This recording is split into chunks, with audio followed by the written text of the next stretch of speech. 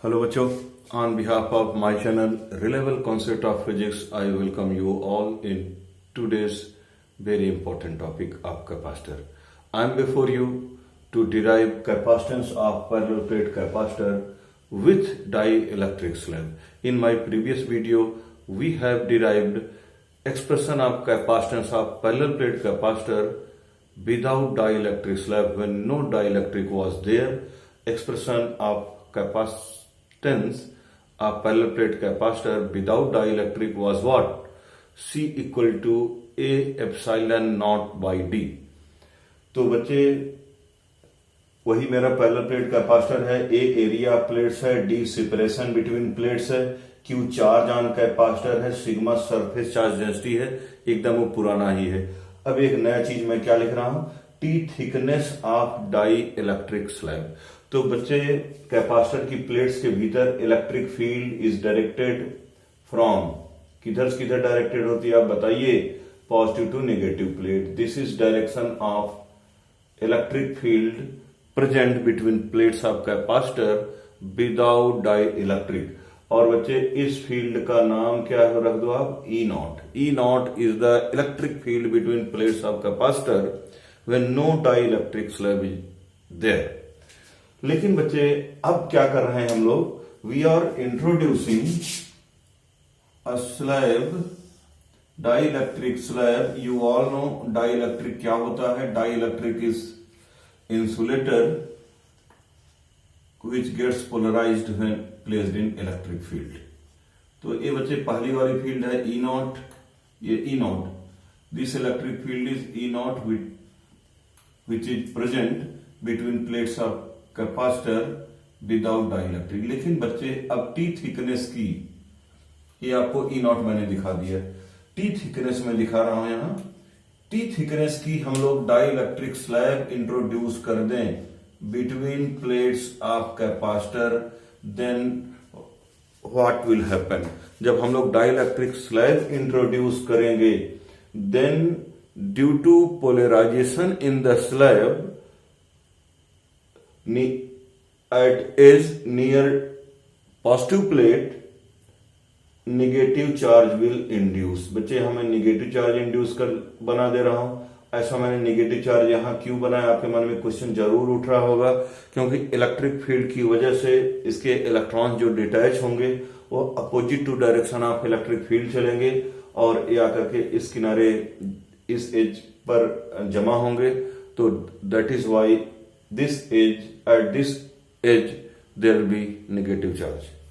और इस एज से जाएंगे बच्चे तो यहां कैसा चार्ज आ जाएगा, पॉजिटिव चार्ज आएगा। तो ड्यू टू दिस पोलराइजेशन, इस पोलराइजेशन की वजह से an internal electric field is developed in the slab due to polarisation. बच्चे इसकी डायरेक्शन क्या होगा, इस direction will be opposite to that of E not. E nought के अपोजिट होगी कि नहीं बच्चे, क्यों, अब इस बार स्लैब में देखो पॉजिटिव चार्ज जिस साइड है और निगेटिव प्लेट के साइड में पॉजिटिव चार्ज डेवलप हुआ है और पॉजिटिव प्लेट के साइड में निगेटिव चार्ज उस स्लैब में डेवलप हुई। तो ओबियस है इलेक्ट्रिक फील्ड जो ड्यू टू पोलराइजेशन डेवलप होगी वह ई नॉट के अपोजिट होगी। तो बच्चे इस फील्ड का नाम आप रख दो ईपी। तो अब आप बताइए ई नॉट और ईपी की दोनों की डायरेक्शंस अपोजिट हैं, तो what will be net electric field in the slab. तो यहां लिखेंगे net electric field in the slab, net electric field in the slab, electric field in the slab. Slab के भीतर बच्चे क्या होगी, कितनी फील्ड होगी आप बताएं मुझे। E equal to E naught minus EP. आपसे पूछा जाए ई नॉट क्या है, तो E naught is the electric field present between plates of capacitor where no dielectric slab. जब कोई डाइलेक्ट्रिक स्लैब नहीं थी, है भी तो जहां डाइलेक्ट्रिक स्लैब नहीं है वहां ई नॉट इलेक्ट्रिक फील्ड है। और बच्चे ईपी क्या है, EP is the electric field in the slab due to polarization और ई नॉट क्या थी, पहले से जो इलेक्ट्रिक फील्ड प्रेजेंट थी। तो बच्चे ई का नाम जानते क्या हो जाएगा, ई नॉट माइनस ईपी, इसलिए इसको बोलते हैं reduced electric field, reduced electric field in the slab, electric field in the slab. बच्चे बोर्ड एग्जाम से ये वाला टॉपिक ना बहुत ही इंपॉर्टेंट है, बहुत ज्यादा इसके चांसेस होते हैं आने के, इन द स्लैब। ठीक है, तो बच्चे if K is dielectric constant, के जो है K is dielectric constant, if K is dielectric constant of slab, आपने डाई इलेक्ट्रिक कांस्टेंट फोर्स के टर्म में पढ़ा था ना, force in air upon force in medium, उसी से एक रिजल्ट आया है, के इक्वल टू जानते क्या हो जाएगा, ई नॉट बाई ई। तो डाई इलेक्ट्रिक स्लैब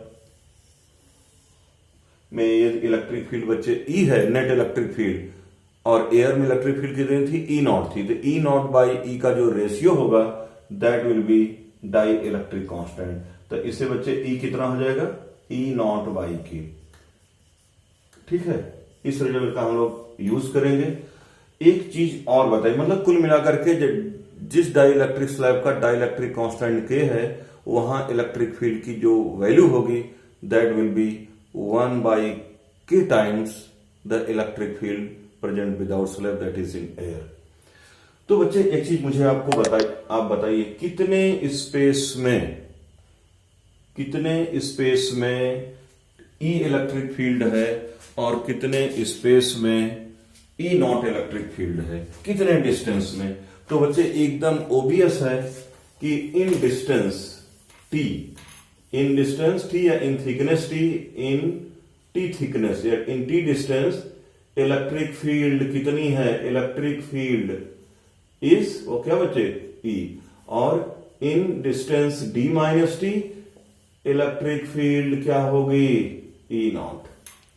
टी देख लो, टी थिकनेस में इलेक्ट्रिक फील्ड की वैल्यू क्या है, ईपी नहीं है, ई नॉट माइनस ईपी है।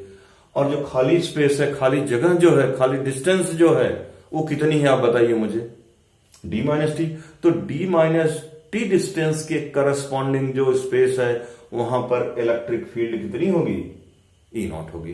तो ये पूरा डिस्टेंस डी है, टी थिकनेस की स्लैब आपने इंट्रोड्यूस कर दिया है, तो वो डिस्टेंस बताओ जहां जिसके करस्पॉन्डिंग स्लैब नहीं है, तो वो क्या आएगी, डी माइनस टी।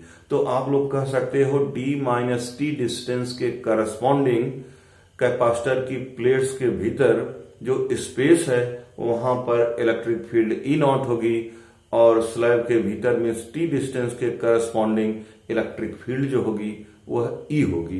इतनी बात आपको क्लियर हो गई। तो अब चलो बच्चे पोटेंशियल डिफरेंस निकालते हैं, PD between plates of capacitor, capacitor की प्लेट्स के भीतर पोटेंशियल डिफरेंस वी बच्चे क्या होगा, तो डी माइनस टी डिस्टेंस में इलेक्ट्रिक फील्ड कितनी होगी, डी माइनस टी डिस्टेंस में इलेक्ट्रिक फील्ड कितनी होगी, ई नॉट। उसके करस्पॉन्डिंग पोटेंशियल डिफरेंस क्या होगा, E naught into D minus T. ये भी कैसे है मैं बता रहा हूं, टी थिकनेस में इलेक्ट्रिक फील्ड कितनी है, ई है, उसके करस्पॉन्डिंग पोटेंशियल डिफरेंस बच्चे क्या होगा, ई इंटू टी। तो पूरी डिस्टेंस कितनी है, D minus T plus T, D minus T खाली जगह, खाली स्पेस के करस्पॉन्डिंग डिस्टेंस, और टी जो है स्लैब की थिकनेस है। तो ये total distance D minus T है और टी है। तो डी माइनस टी डिस्टेंस बच्चे इलेक्ट्रिक फील्ड ई नॉट है, और टी डिस्टेंस में इलेक्ट्रिक फील्ड कितनी है, ई है। तो डी माइनस टी डिस्टेंस के करस्पॉन्डिंग पीडी इलेक्ट्रिक फील्ड से इंटू हो जाता है। आपने फार्मूला पढ़ा बच्चा क्या, electric field as negative gradient of potential वाले से equal to V by D. तो वी इक्वल टू क्या हो जाता है बच्चे, E into D. Electric field into distance हम लोग कर दें तो हमको पोटेंशियल डिफरेंस मालूम हो जाता है। तो डी माइनस टी डिस्टेंस के में इलेक्ट्रिक फील्ड बच्चे ई नॉट है, और टी डिस्टेंस में इलेक्ट्रिक फील्ड क्या है, ई है। टी डिस्टेंस मतलब क्या, टी डिस्टेंस के करस्पॉन्डिंग जो स्पेस है थिक स्लैब में, और टी माइनस टी डिस्टेंस के करस्पॉन्डिंग जो स्पेस है वहां इलेक्ट्रिक फील्ड क्या है, ई नॉट है। तो डी माइनस टी डिस्टेंस में के corresponding electric field E naught, T distance के करस्पॉन्डिंग इलेक्ट्रिक फील्ड ई। तो डी माइनस टी डिस्टेंस के करस्पॉन्डिंग पोटेंशियल डिफरेंस क्या हो जाएगा, इलेक्ट्रिक फील्ड इनटू डिस्टेंस। ये फॉर्मूला है बच्चे आपका, जो मैं ब्रैकेट में इधर लिख रहा हूँ रफ वर्क है आपका। और ये पोटेंशियल डिफरेंस, और बाकी स्लैब में कितना पोटेंशियल डिफरेंस होगा, इलेक्ट्रिक फील्ड इनटू डिस्टेंस। तो इलेक्ट्रिक फील्ड बच्चे वहां क्या है, ई है, डिस्टेंस कितनी है, टी है। चलिए तो E naught D minus T, ई कितना हो जाएगा, ई नॉट बाई के। तो बच्चे जो मैं कुछ चीजें नहीं लिखता हूं तो उसको आप सुन करके नोट कर सकते हैं। तो एट प्लेस ऑफ ई हम लोग क्या लिख सकते हैं, ई नॉट बाई के। हम लोग बच्चे ई नॉट कॉमन ले लेंगे तो हमारा क्या आएगा, बोलिए आप, D minus T plus T by K. और at place of E nought हम लोग जानते हैं क्या होता है जी, सिग्मा बाई एप्सिलॉन नॉट। इसका एक्सप्लेनेशन मैं दे चुका हूं। सिग्मा बाई 2 एप्सिलॉन नॉट क्यों होता है, क्यों नहीं होता है, इसको आप प्रीवियस वीडियो को देख करके समझ सकते हैं कि इलेक्ट्रिक फील्ड ई नॉट की जो वैल्यू होगी वो सिग्मा बाई एप्सिलॉन नॉट ही क्यों होगी। तो यह इक्वेशन नंबर, आप इसको बना दो बच्चे, इसको इक्वेशन नंबर 1 बनाओ, इस चीज को इक्वेशन नंबर 1, इसको बनाइए इक्वेशन नंबर 2। तो एट प्लेस ऑफ ई हम लोगों ने क्या लिख दिया बच्चे, at place of E we have written what, E nought by K. E not बच्चे कॉमन ले लिया, तो इस प्रकार है, at place of E nought we will write sigma by epsilon not.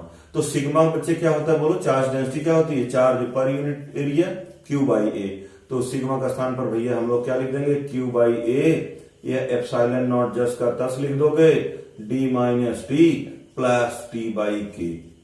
ये आपका रफ वर्क है, ये बच्चे हुआ वी हुआ, ठीक है। इतनी बातें आपको क्लियर हो गई। इसे बना दो इक्वेशन नंबर 3 बना दो, ठीक है। आप चाहे 2 ही बनाते, कोई दिक्कत नहीं। तो अब बोलो C इक्वल टू क्या होता है, कैपेसिटेंस का फॉर्मूला क्या होता है, C equal to Q by V। तो चलो वही बच्चे हम लोग फॉर्मूला अप्लाई कर देते हैं, इसको मैं मिटा दे रहा हूं, इसकी अब कोई जरूरत नहीं है। C equal to Q by V is the general formula of capacitance. तो चलो बताओ, अब हम लोग यहां लिखेंगे since capacitance C equal to Q by V। तो बच्चे Q, V की वैल्यू क्या लिख देंगे हम लोग, Q एप्सिलॉन नॉट, V की वैल्यू क्या लिखेंगे इक्वेशन 3 से, Q by A epsilon not, यहां क्या, D minus T plus T by के। ये थोड़ा सा कैलकुलेशन है बच्चे, वो प्रैक्टिस से आता है। 3-4 बार प्रैक्टिस करेंगे ना तो आपको डेरिवेशन क्लियर हो जाएगी। क्योंकि बच्चे कैंसिल हो जाएगा, ए एप्सिलॉन नॉट ऊपर जाएगा, तो आपका सी कितना आ गया, ए epsilon not D minus T plus T by के। तो यही बच्चे आपका वर्किंग फॉर्मूला है। इसी इक्वेशन को आपको डिराइव करने की जरूरत थी।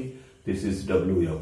अब एक चीज बताइए, एक स्टार मार्क बनाइए, in air means without slab capacitance C nought, उसको चलो रिप्रेजेंट करो, कितना होता है, A epsilon not by D होता है। चलो दोनों का डिनोमिनेटर हम कंपेयर करते हैं। इक्वेशन 4 का डिनोमिनेटर आप बताइए क्या है, D minus T plus T by के।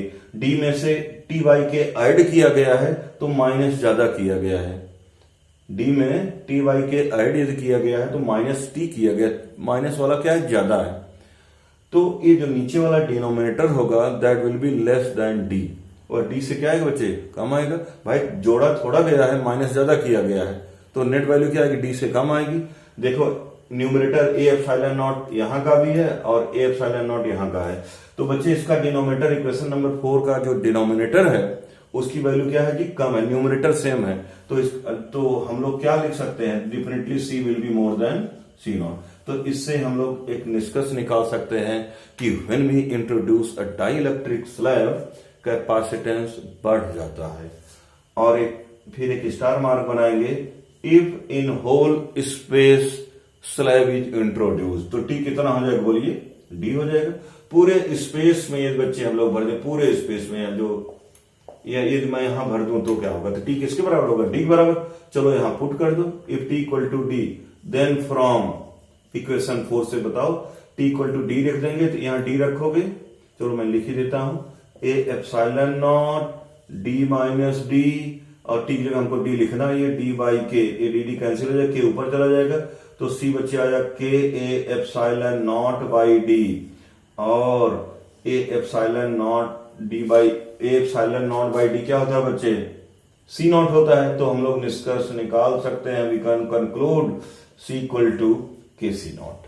तो यदि पूरे एंटायर स्पेस में यदि आप स्लैब इंट्रोड्यूस करते हो तो उस पैरेलल प्लेट कैपेसिटर का जब कोई डाइलेक्ट्रिक नहीं था तब के कैपेसिटर से कितने टाइम्स हो जाएगा जी, के times, C equal to K C not. ये बहुत ही इंपॉर्टेंट रिजल्ट है, इसको याद रखने की जरूरत है। अब बच्चे एक डिस्कशन मैं कर रहा हूं कि व्हेन कंडक्टिंग, एक्स्ट्रा डिस्कशन कर दे रहा हूं, when conducting slab is introduced at place of dielectric slab. तो बच्चे सपोज ये डाइलेक्ट्रिक ना होकर के, एक्स्ट्रा डिस्कशन है आपका, एक डिस्कशन पूरा जो बोर्ड का सिलेबस है, लेकिन चलो उसको देख लो। If conducting slab is introduced at place of